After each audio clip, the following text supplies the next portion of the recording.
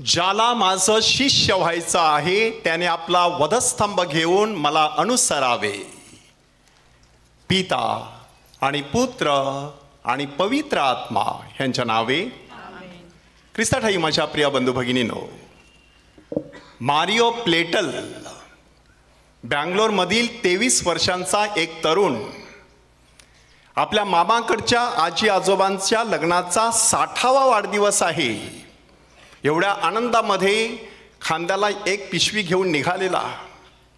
त्या पिशवीमध्ये होती सगळी आमंत्रण पत्रिका आणि रमत गमत निघालेला आहे आपल्या गाडीवरून. आणि अचानक समोरून येणाऱ्या एका बसने त्याला धडक दिली. तो बसच्या समोर पडला.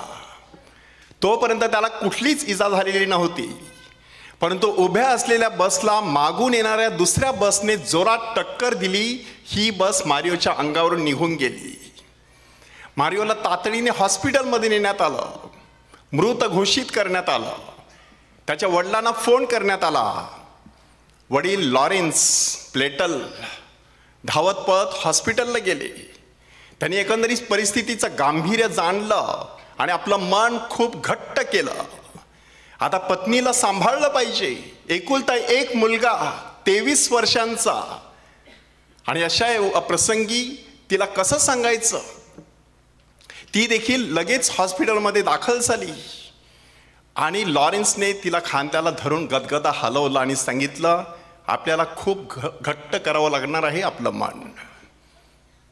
आणि ती त्याला विचारत आहे, मारिओचं डोकं फुटलंय का, त्याच्या हाताला लागलंय का, त्याचा पाय मोडलेला आहे का, काय नक्की त्याला झालेलं आहे. 5 मिनिटाच्या अवधीनंतर लॉरेन्सने ती दुःखी बातमी तिच्या कानावरती घातली. 16 मेच्या दिवशी घटना घडलेली. 15 ऑगस्टचा दिवस आणि सगळ्या लोकांसमोर ही बाई साक्ष देताना काय सांगते बघा.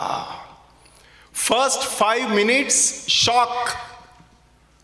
पहिली 5 मिनिटं मला समजल्यानंतर मी जणू काही धक्का बसल्यासारख्या अवस्थेमध्ये. दुसरी 5 मिनिटं सरेंडर, शरणागती. पूर्णपणे परमेश्वराला मी शरण गेले. आणि पुढची 5 मिनिटं सबमिशन, समर्पण केलं माझ्या बाळाला. मन घट्ट करून ती छानपैकी बोलत होती. बिशप बॉस्को पेन्ना त्या दिवशी त्या ठिकाणी मुलगामी ख्रिस्ती समूहाच्या कार्यक्रमाचं उद्घाटन करण्यासाठी आलेले. आम्ही सहज त्यांना सांगितलं, 3 महिन्यापूर्वी ह्या बाईचा मुलगा मरण पावलेला आहे. आणि बिशप आम्हाला विचारत आहे, 3 महिने सांगता की 3 वर्षे, की 3 वर्षात देखील कधी कधी माणसं अशा प्रकारच्या धक्क्यातून सावरत नाहीत. ही बाई 3 महिन्यानंतर बाहेर पडलेली आहे. हसत खेळत सगळ्यांची व्यवस्थितपणे सेवा चाकरी करत आहे. मुलगामी ख्रिस्ती समूहामध्ये काम करण्यासाठी बांधिलकी करण्याकरिता पुढे आलेली आहे. आम्हा सर्वांना आश्चर्याचा धक्का बसलेला. आणि मग तिची मुलाखत घेण्यात आली. त्यामध्ये तिने किती सुंदर सांगितलं की तुम्हाला फक्त चित्राची एक बाजू माहीत आहे. चित्राची दुसरी बाजू आज मी तुमच्यासमोर सादर करणार आहे. त्या चित्राची दुसरी बाजू अशी की माझ्याच पॅरिशमधील एक तरुण क्रिस्टोफर विमलराज धर्मगुरू होण्यासाठी तडफडत होता. वडिलांना सातत्याने सांगायचा, मला जाऊ दे जाऊ दे. वडील जाऊ द्यायला तयार नाहीत. मग माझा मुलगा ह्या जगातून निघून गेला. त्याच्या वडिलांचे डोळे उघडले. मारिओ ह्या जगातून निघून गेलेला आहे. आई वडिलांच्या दृष्टी शरीराने कधीच पडणार नाही. परंतु माझा मुलगा जर धर्मगुरू झाला तर कधीतरी मी त्याला वेदीवर बघेन. जाऊ दे त्याला फादर होण्यासाठी. वडिलांनी क्रिस्टोफर विमलराज ह्याला परवानगी दिली. फायझर इंडिया लिमिटेडमध्ये काम करत असलेला तो तरुण सगळं काही सोडून देतो, परमेश्वराच्या मागे येतो. इग्नेशियस पिंटो नावाचे आर्च बिशप त्यावेळेला बँगलोरमध्ये कार्यरत होते. त्यांनी एकंदरीत परिस्थिती बघितली. क्रिस्टोफर विमलराज यांचं वय 30च्या पुढे आहे. रोमला पाठवण्यात आलं. अवघ्या 4 वर्षामध्ये क्रिस्टोफर विमलराज ह्याला गुरुदीक्षा देण्यात आली. की तो जो निर्णय त्यावेळेला झाला, त्या 3 महिन्याच्या कालावधीत जे काही घडत होतं त्यामुळे मारिओ प्लेटल ह्याच्या मृत्यूचा आणि आपल्या दुःखाचा एक वेगळा अर्थ लॉरेन्स प्लेटल आणि हेदल प्लेटल ह्यांच्या जीवनामध्ये त्यांना उकलत होता. म्हणून ती बाई सहजपणे ह्या संपूर्ण प्रसंगामधून जाऊ शकत होती. माणसाच्या जीवनामध्ये जेव्हा एकीकडे दुःखाचे प्रसंग येत असतात तेव्हा बऱ्याच वेळेला फक्त आपल्याला एक चित्र माहीत असतं, दुसरं चित्र परमेश्वराला ठाऊक असतं. त्यासाठी आज आपण चिंतनासाठी विषय घेतलेला आहे, प्रभू येशू ख्रिस्त परिपूर्ण जीवनाचा आदर्श. ह्या प्रायश्चित्त काळामध्ये आपण ह्या सगळ्या विषयांवरती चिंतन केलेलं आहे. कशा प्रकारे प्रार्थनेमध्ये सौंदर्य असतं, तशीच प्रार्थनेमध्ये आव्हानं असतात, अडचणी असू शकतात. सामाजिक जीवनामध्ये अस्सल संदेष्टा कसा असावा त्याच्यावर आपण चिंतन केलं. सामाजिक जीवनामध्ये कशा प्रकारे प्रभू येशू ख्रिस्ताची शिकवण, संत पॉलची शिकवण, संत याकोबाची शिकवण, जिभेची 9 पापं ह्याच्यावर आपण चिंतन केलेलं आहे. परिपूर्ण जीवनाच्या दिशेने वाटचाल करण्यासाठी वर्ड, वर्शिप, फेलोशिप, सर्व्हिस ह्या 4 स्तंभांवरती गेल्या रविवारी आपण चिंतन केलं. आज आपण चिंतन करत आहोत प्रभू येशू ख्रिस्ताच्या जीवनावरती, परिपूर्ण जीवनाचा आदर्श. आज झावळ्यांचा रविवार, ह्याला दुःख सहन रविवार असं देखील म्हटलं जातं. पवित्र आठवड्यामध्ये आपण प्रवेश करत आहोत. ह्या आठवड्यामध्ये प्रभू येशू ख्रिस्ताच्या जीवनातील महत्त्वाच्या घटना साजऱ्या केल्या जाणार आहेत आणि आपण देखील अंतर्मुख होऊन चिंतन करायचं आहे. माणसाच्या जीवनामध्ये अशा प्रकारचं दुःख का आहे आणि त्या दुःखाला नक्की काय अर्थ आहे? प्रभू येशू ख्रिस्ताकडे पहा. त्याच्या दुःखामध्येच अखिल जगभरच्या सगळ्या दुःखांचा अर्थ दडलेला आहे. म्हणून बायबल अभ्यासक 5 कारणं देतात माणसाच्या जीवनामध्ये दुःख का आहे. पहिलं कारण आहे की हे जग अपूर्ण आहे, हे परिपूर्ण जग नाही. ह्या ठिकाणी त्सुनामी होतात, वोल्कॅनो म्हणजे ज्वालामुखी होतात, भूकंप होतात, पूर येतात, वादळ वारे सुटत असतात, माणसं त्यामध्ये मृत्युमुखी पडतात. आपल्या सर्वांना दुःख भोगावं लागत असतं नैसर्गिक आपत्तींमुळे. ह्या सगळ्या नैसर्गिक आपत्ती आपोआप घडत नाही, बऱ्याच वेळेला माणूस देखील त्याला कारणीभूत असतो. ह्याचं माणसाने भान ठेवायचं. परंतु माणसाच्या जीवनामध्ये दुःख येण्याचं कारण नैसर्गिक आपत्ती. जेव्हा अशा प्रकारच्या नैसर्गिक आपत्ती होत असतात तेव्हा माझा त्याला काय प्रतिसाद असतो तो माणसाने तपासून पाहिला पाहिजे. काय परमेश्वर मला सांगत असेल? 10 मिनिटामध्ये होत्याचं नव्हतं करू शकणारा सर्वसमर्थ परमेश्वर स्वर्ग आणि पृथ्वीचा निर्माण करता आहे. संपूर्ण जग त्याच्या हातात आहे. मी धुली कणा समान आहे ह्याची जाणीव माणसाने ठेवायची असते. दुसरं कारण, माणूस अपूर्ण आहे. म्हणून माणूस बारीक सारीक गोष्टींना बळी पडत असतो, आजारांना बळी पडत असतो, संसर्गजन्य रोग. त्याद्वारे माणसाच्या जीवनामध्ये प्रचंड असं दुःख येत असतं. 50-60 झाल्यानंतर दुःखांची, आजारांची जणू काही मालिकाच लागते. गोळ्यांच्या बाटल्या वाढतच जातात, औषधाच्या बाटल्यांची रीग लागत असते माणसाच्या जीवनामध्ये. सगळीकडे जणू काही दुःखच दुःख, अशा प्रकारची परिस्थिती. त्यावेळेला माणसाने लक्षात ठेवायचं असतं की प्रत्येक दुःखामध्ये काहीतरी अर्थ दडलेला असतो. माझ्या जीवनामध्ये हे दुःख का आहे, माझ्याच जीवनामध्ये काय आहे असा प्रश्न विचारण्याऐवजी ह्या दुःखाचं मला कशा प्रकारे अमृतात रूपांतर करता येईल त्यासाठी आवश्यक आहे श्रद्धेचं यंत्र. प्रभू येशू ख्रिस्त ह्या संपूर्ण दुःख सहनातून जातो, पण नजर ह्या पृथ्वी तलावरती नव्हती, पहिलं तिरी लागलेली. त्याच्या पलीकडे काय आहे, ह्या दुःखाच्या नंतर माझं काय होणार आहे. गोविंद, नाशिकचे कवी, जन्मापासून पांगळे, कितीतरी कविता लिहिलेल्या, तरी देखील त्यांच्याकडे पाहिल्यानंतर लोकांना त्यांची कीव वाटायची. तेव्हा ते काय सांगतात, हा सगळा पर्णसंभार पडणार आहे, हा पिसारा जाणार आहे, मी नवा होणार आहे, सर्व काही नवं होणार आहे.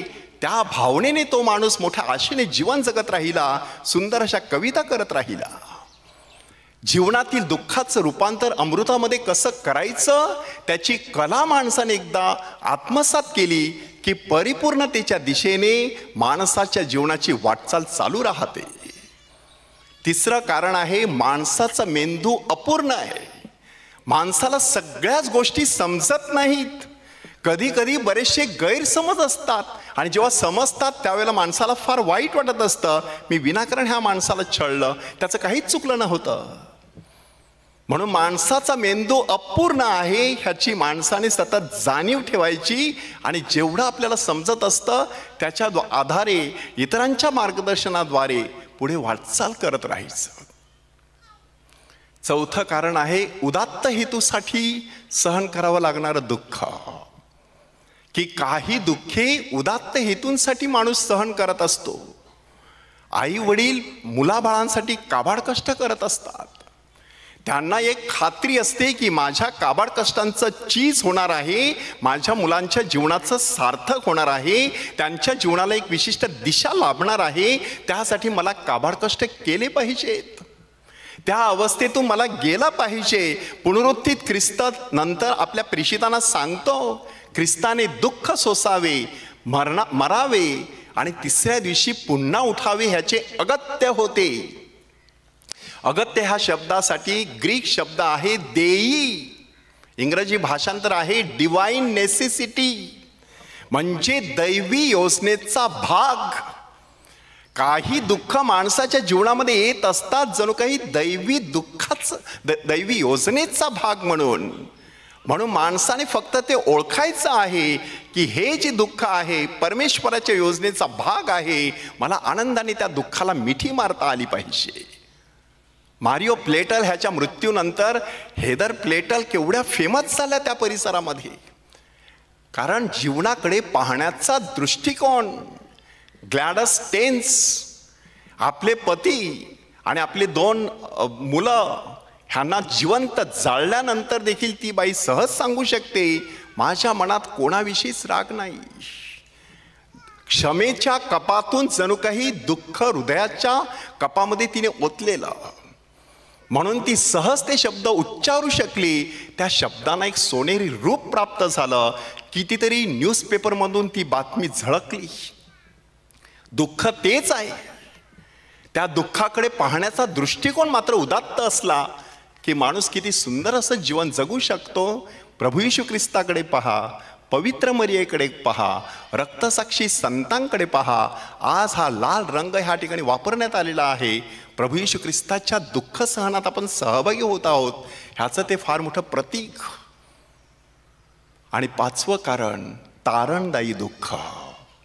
आणि हे तारणदायी दुःख प्रभू येशू ख्रिस्ताच्या जीवनामध्ये आलेलं, की ते दुःखाचे घोट प्यायचे अशासाठी की नंतर त्याचं अमृत होणार आहे, सगळ्या जगाचं तारण होणार आहे, स्वर्गाचा दरवाजा उघडला जाणार आहे, जेरुसलेमचा पडदा वरपासून खालपर्यंत फाटणार आहे, भूमी कापणार आहे, खडक फुटणार आहेत, मेलेल्यांची थडगी उघडली जाणार आहेत, मेलेली माणसं जिवंत होणार आहेत, पवित्र नगरामध्ये जाताना लोकांना दिसणार आहेत, स्वर्गाचं वैभव सगळीकडे दृष्टीस पडणार आहेत, देवदूत जणू काही गुणगान गाणार आहेत, ग्लोरिया आणि हालेलुया. हे सगळं चित्र प्रभू येशू ख्रिस्ताने जणू काही डोळ्यांसमोर ठेवलं असावं. एवढ्या मोठ्या वैभवासाठी जे काही दुःख सहन करावं लागेल ते सहन करण्यासाठी त्याने मनाची तयारी ठेवलेली, म्हणून त्याच्या दुःखाकडे आज सहज नजर टाकायची. त्या दुःखामध्ये देखील परिपूर्णतेचा मंत्र दडलेला आहे की दुःख माणसाला अपूर्णता आणत नाही, दुःख माणसाला परिपूर्णता आणत असते. परिपूर्णतेच्या दिशेने वाटचाल करायची असेल तर दुःखाला टाळता येणार नाही, डावलता येणार नाही, तर ते झेललं पाहिजे, त्याला कवेत घेता आलं पाहिजे. तेव्हा ते दुःखाचे कड जे असतात त्या कडाला एक विशिष्ट अर्थ प्राप्त होत असतो. प्रभू येशू ख्रिस्ताने दाखवून दिलेला आहे. वाटेच्या वाट सरुणे जरा माझ्याकडे बघा, माझ्या दुःखासारखं कोणाचं दुःख आहे का? विलापगीतच्या पुस्तकातील शब्द आहेत. कोण म्हणत आहे? जेरुसलेम नगरी, की जी अतिशय जमीनदोस्त करण्यात आलेली होती, तिने सांगितलं माझ्यासारखं कोणाचं दुःख आहे? आणि बायबल अभ्यासक सांगतात ते कोणाचं पूर्व प्रतिबिंब किंवा पूर्वछाया होती? प्रभू येशू ख्रिस्ताची, पवित्र मरियेची. वाटेच्या वाट सुरू जरा माझ्याकडे बघा, माझ्यासारखं दुःख कोणाचं आहे का? तशा प्रकारचं दुःख डोळ्यांसमोर ठेवायचं, आपल्या दुःखांकडे बघायचं आणि त्याला अर्थ देत पुढे चालत राहायचं. प्रभू येशू ख्रिस्ताच्या ह्या दुःख सहनाचे 4 टप्पे. पहिल्या टप्प्यामध्ये प्रभू येशू ख्रिस्त गेतशेमानी बागेमध्ये जातो. त्याच्या अगोदर सगळी जी पूर्वतयारी झालेली आहे त्याच्याकडेही नजर टाकणं गरजेचं आहे. बेथानी ह्या ठिकाणी त्याला तैलभंग करण्यात आला. त्यावेळेला लोकांनी कुरकुर केली, केवढी नासाडी, हे तेल विकून 300 रुपयाला देता आलं असतं. येशूने किती सुंदर सांगितलेलं आहे, माझ्या उत्तर कार्यासाठी हे सगळं करत आहे. म्हणून जिथे जिथे सुवार्ता घोषित केली जाईल तिथे तिच्या स्मरणार्थ हे सगळं सांगितलं जाईल. ती स्त्री कोण होती कोणालाच माहीत नाही. योहानाच्या शुभवर्तमानानुसार ती मार्थाची बहीण मरिया होती असं सांगण्यात आलेलं आहे. परंतु जगामध्ये अजरामर झाली प्रभू येशू ख्रिस्ताच्या दुःख सहनाची पूर्वतयारी करणारी व्यक्ती म्हणून. मग प्रभू येशू ख्रिस्त आपल्या प्रेषितांबरोबर भोजनासाठी बसतो. वल्लांडनाचं भोजन आहे, आनंदाचा प्रसंग आहे. अशा प्रकारचं भोजन आयोजित करण्यासाठी खूप पूर्वतयारी करावी लागायची. 6 दिवस अगोदर कोकरू विकत घेऊन ठेवायला लागायचं, बेखमीर भाकर तयार ठेवायला लागायची, द्राक्षरसाची कुपी तयार ठेवायला लागायची, कडू भाजीची तयारी करून ठेवायची, बऱ्याचशा गोष्टींची पूर्वतयारी, आनंदाचा प्रसंग. अशा आनंदाच्या प्रसंगी प्रभू येशू ख्रिस्त आपल्या प्रेषितांबरोबर बसतो. काळजामधील भळभळती जखम त्यांच्या पुढे उघडी करतो. तुमच्यापैकी एक जण मला धरून देणार आहे. सहज विचार करा, आनंदाचा प्रसंग आहे, समोर एक माणूस उभा आहे, त्याने तुमची बदनामी केलेली आहे, मानहानी केलेली आहे, अपमान केलेला आहे. काळजामध्ये एक भळभळती जखम असते. योहानाच्या शुभवर्तमानानुसार येशू केद्रोन ओहळाच्या पलीकडे गेला. त्यानंतर दावीद देखील काही वर्षांपूर्वी केद्रोन ओहळ ओलांडून पलीकडे गेला होता, कारण त्याच्या काळजात देखील एक भळभळती जखम होती. त्याचा पुत्र ॲब्सोलोम ह्यानेच त्याच्या विरुद्ध बंड पुकारलेला, गादी हिसकावण्याचा प्रयत्न केलेला. अशी भळभळती जखम घेऊन किती माणसं आज जगामध्ये जगत आहेत. प्रत्येक घरामध्ये कुठेतरी एखादी अशी एक भळभळती जखम असते, प्रत्येक हृदयामध्ये अशी जखम असते. कशी हाताळतो आपण ही जखम? कशी हाताळली ती जखम प्रभू येशू ख्रिस्ताने? त्या जुदासला कसं वागवलं प्रभू येशू ख्रिस्ताने त्यावेळेला? कोणाला त्याचं नाव सांगितलं नाही. तुमच्यापैकी एक जण मला धरून देईल असं सांगितलं. शेवटपर्यंत नाव सांगितलंच नाही. चांगल्या मोठ्या व्यक्तीसारखं त्याला वागवलं. डाव्या हाताकडे बसवायचं, उजव्या हाताने त्याला घास भरवायचा. त्या मिडल ईस्टमधील विचारसरणीनुसार कोण मोठा पाहुणा आला असेल तर त्याला डावीकडे बसवायचं. आपल्याकडे उजवीकडे आपण बसवत असतो. त्या ठिकाणी सगळं काही आपल्यापेक्षा वेगळं आहे, म्हणून डावीकडे बसायचं म्हणजे मोठा मान. आणि मग त्याच्या मुखामध्ये पहिला घास भरवायचं. प्रभू येशू ख्रिस्ताने एवढा मोठा सन्मान त्याचा केलेला आहे.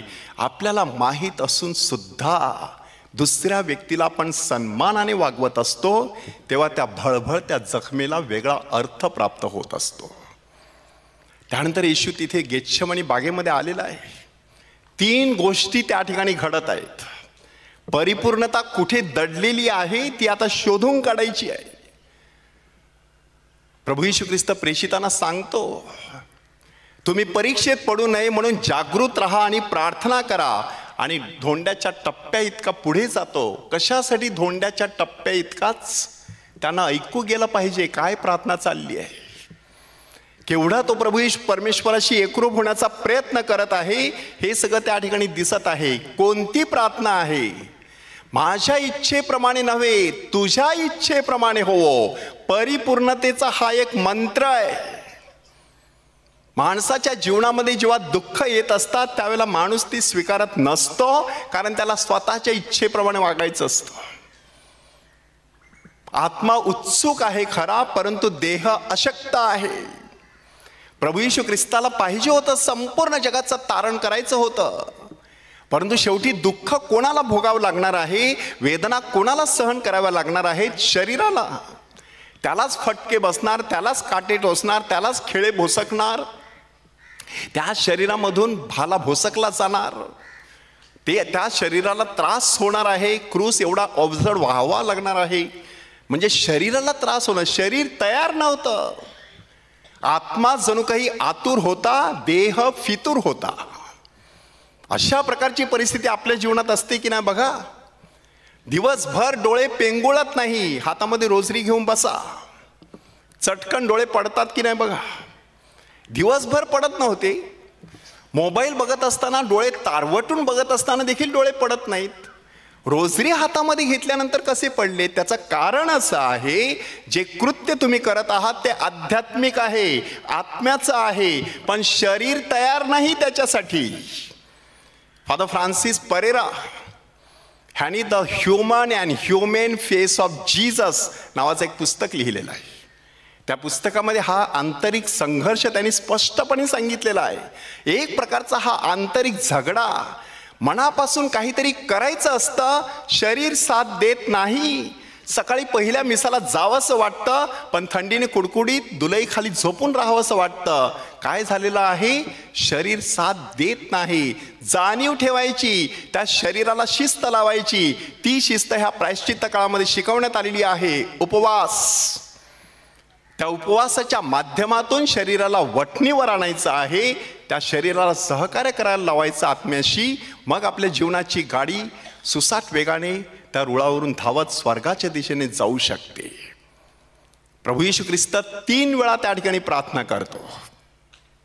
लूकच्या शुभवर्तमानानुसार त्या प्रार्थनेच्या शेवटी एक देवदूत त्याला शक्ती देत असलेला दृष्टीस पडला.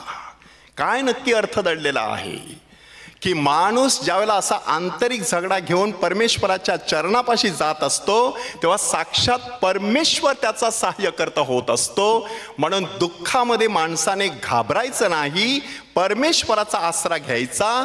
तोच तुम्हाला संपूर्ण काही ताकद पुरवणार आहे, परिपूर्णतेचा हा मंत्र. मग दुसरा टप्पा, जुदास पुढे येत आहे. प्रभू येशू ख्रिस्ताचं चुंबन घेत आहे आणि त्याला धरून देत आहे. आपल्यासाठी ही घटना किती सहज वाटते, कितीतरी वेळेला कानावर पडलेली आहे म्हणून विशेष काही वाटत नाही. पण त्या काळच्या त्या लोकांचं एकंदरीत संकेत काय होते ते समजून घेणं गरजेचं आहे. मोठ्याने छोट्याचं पहिलं चुंबन घ्यायचं. उधळ्या पुत्र परतला तेव्हा वडिलांनी मुलाचं पहिलं चुंबन घेतलं, मग मुलगा कबूल झाला.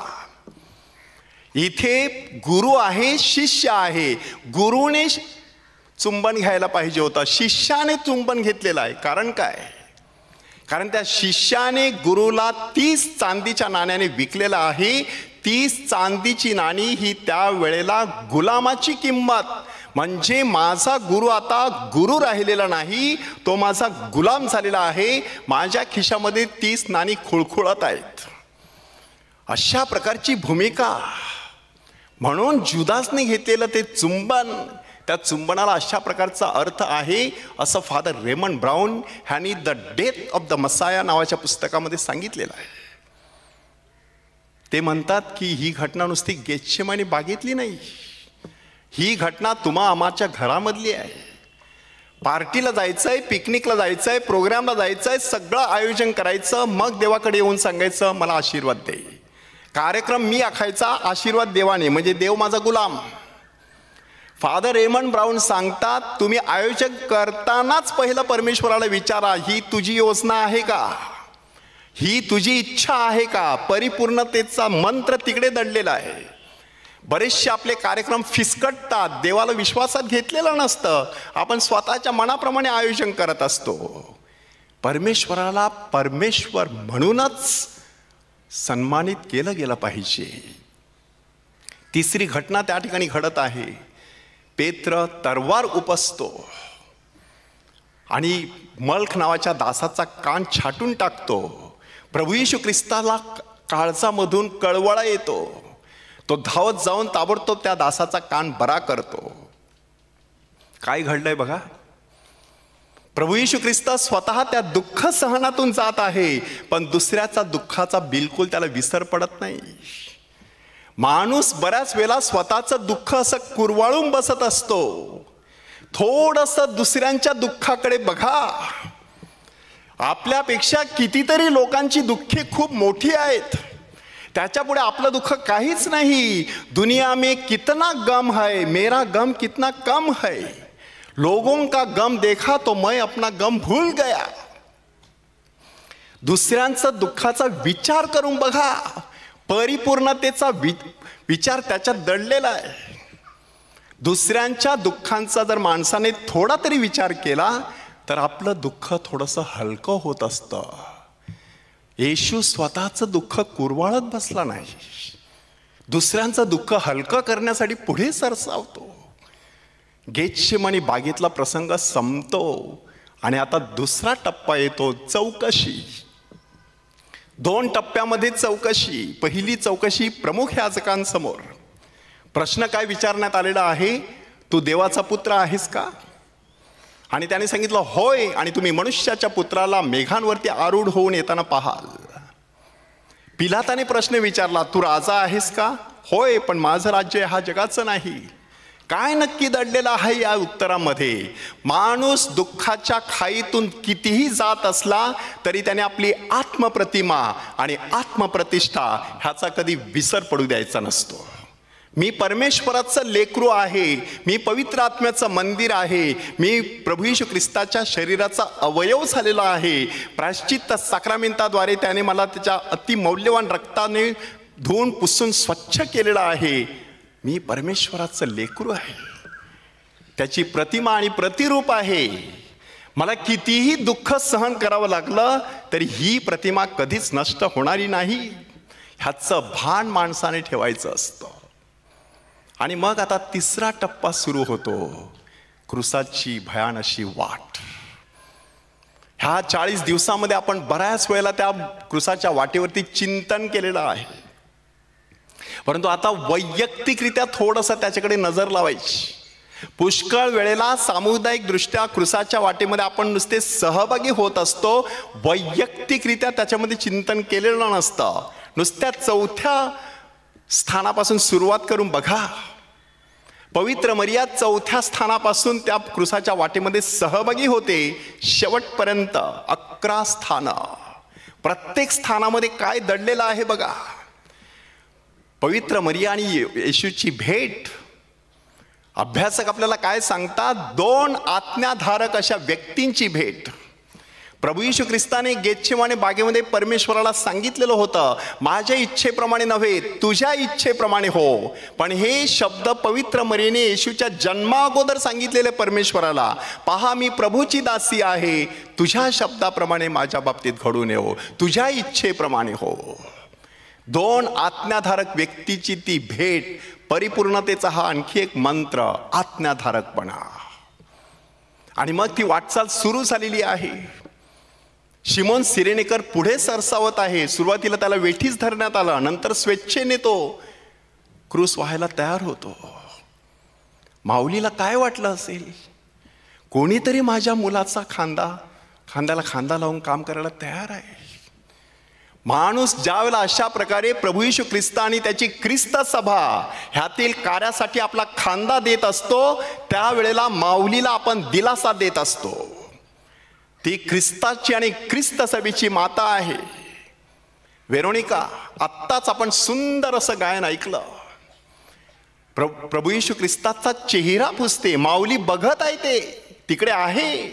काय तिला वाटलं असेल की एवढ्या सगळ्या लोकांमध्ये ही वेरोनिका पुढे येते, आपला शुभ्र रुमाल पुढे करते, माझ्या मुलाचा तो चेहरा पुसून काढते. माऊलीला केवढा दिलासा मिळाला असेल. आज आमच्या भगिनी सिस्टर्स गोरगरिबांच्या मुखावरची जी दुःखे आहेत ती टिपत आहेत, त्यांचे अश्रू पुसत आहेत, वेरोनिकाची भूमिका बजावत आहेत. मदर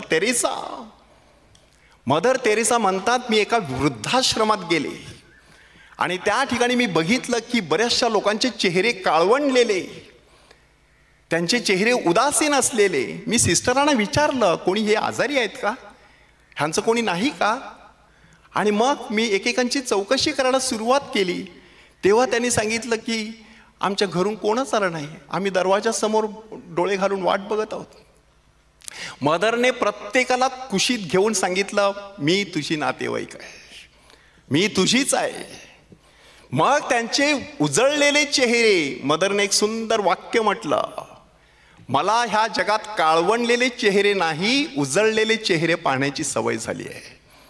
तो दुसऱ्यांचा चेहरा उजळावा म्हणून मी थोडंसं तरी प्रयत्न करणं परिपूर्णतेच्या दिशेने उचललेलं ते पाऊल असतं. जेरुसलेमच्या स्त्रिया प्रभू येशू ख्रिस्तासाठी अश्रू ढाळत आहेत. आज आपल्या स्त्रिया ह्या ठिकाणी बसलेल्या आहेत, त्यांना अनुभव असेल. आपल्या घरामध्ये अशा प्रकारचा दुःखाचा प्रसंग आला आणि आपल्याबरोबर कोणी रडायला लागलं, एक अश्रू ढाळले, तर केवढं आपलं सांत्वन होत असतं. शब्दांपेक्षा त्या अश्रूंमध्ये प्रचंड अशी ताकद दडलेली असते. येशू मात्र एक पाऊल पुढे जातो आणि जाणीव करून देतो की नुसती सहानुभूती नको आहे, परिवर्तन हवंय. हे माझं सगळं दुःख कशामुळे आलं आहे त्याचं चिंतन करा, तुमचे मार्ग बदला, हे माझं दुःख निघून जाईल.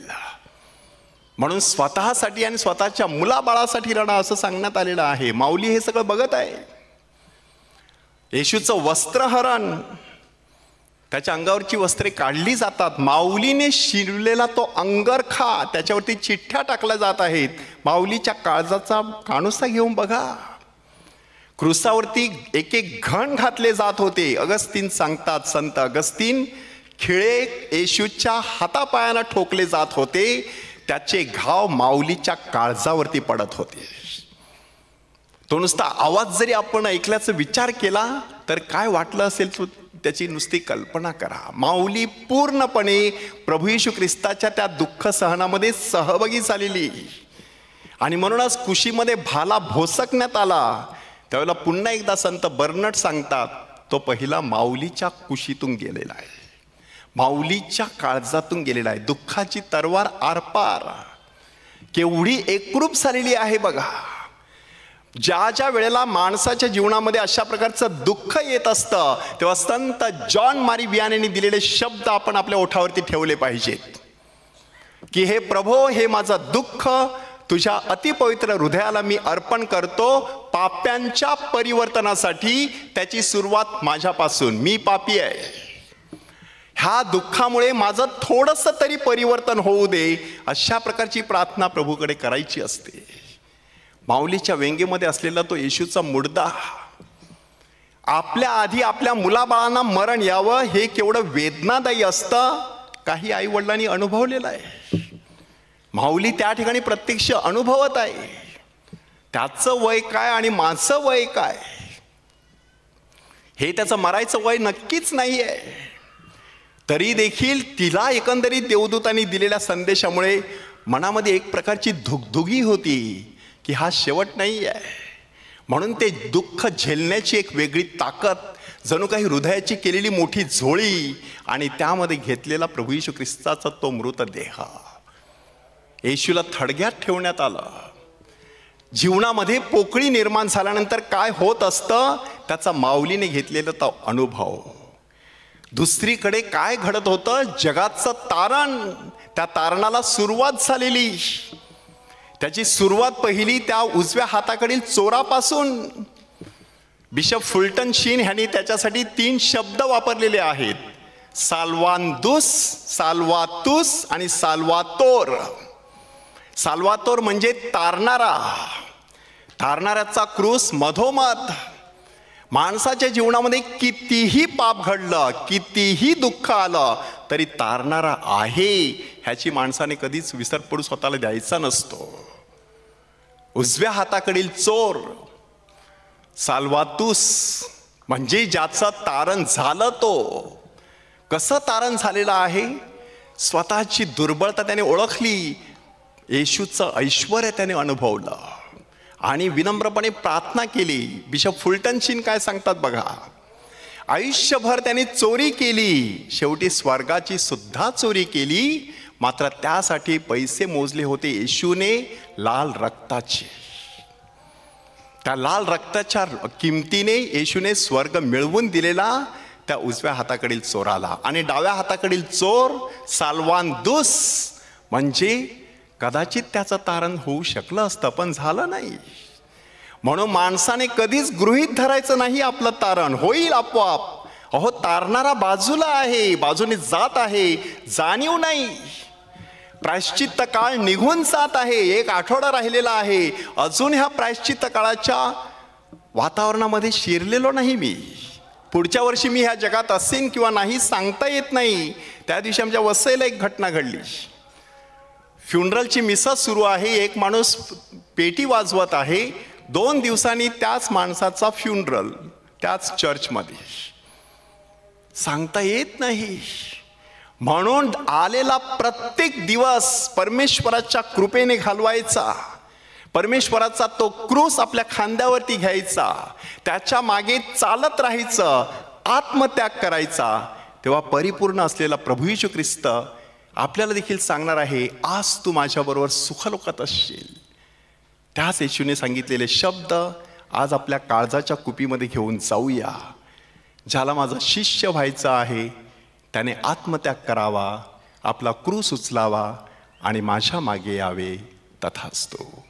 पिता आणि पुत्र आणि पवित्र आत्मा यांच्या नावे